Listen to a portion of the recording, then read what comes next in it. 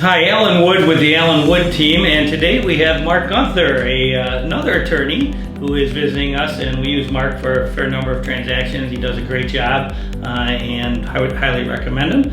And Mark, thanks for coming. And what firm are you with, Mark? I'm with Over Courts, and thanks for having me here, Al. I appreciate everything. I appreciate the opportunity to sit down and kind of educate everyone on these terms of the contract. Well, great. Well, today we are in our part of our multi-series of videos here, and today we're talking about the attorney approval part of the contract. It's number 4 in the contract, but it talks about the approval by attorney. So Mark, why don't we talk a little bit about that?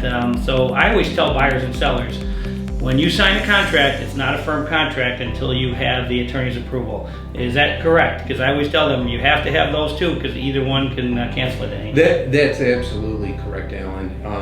The contract form is pre-printed to include that the contract is contingent on approval for both parties' attorneys, and you don't have a firm deal until both attorneys unconditionally approve the contract. And that means they can't change. Like if they change one thing, it has to be signed by both parties. Changing of the terms constitutes a counteroffer, even if it's in the attorney approval contingency. So that's why it's important that it comes back non-conditional.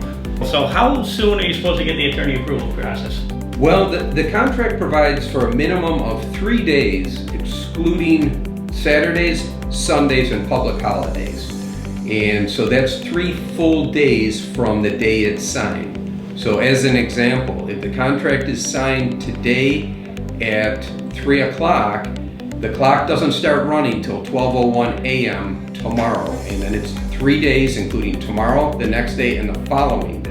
And then in this case, we have Thanksgiving in the middle, Yeah, so that's true. I didn't want to complicate things too much. But holidays are excluded. Exactly. And so, but with that, typically the Bar Association likes a 3-date number in there, but it is blank. So we can, technically they like that number, but I have seen 1 and 2 days put in there.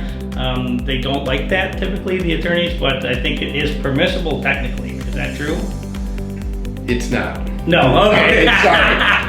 It's not, and I don't want to get in go down a whole nother road, but the agent who prepared it would be deemed practicing law without a license, and it brings up a whole nother series. So suffice it to say, it's a minimum of 3 days. I'm glad when I've seen it, it wasn't me. Yeah, never. I always put 3. Yeah. And so, but typically after 3 days, we're going to get in our next section into a little bit of what happens if we don't get the attorney approval process in 3 days, and that's going to be coming up in our next section. So thanks again, Mark, for this little section, and we'll get them on the next section of this. Thanks, Al.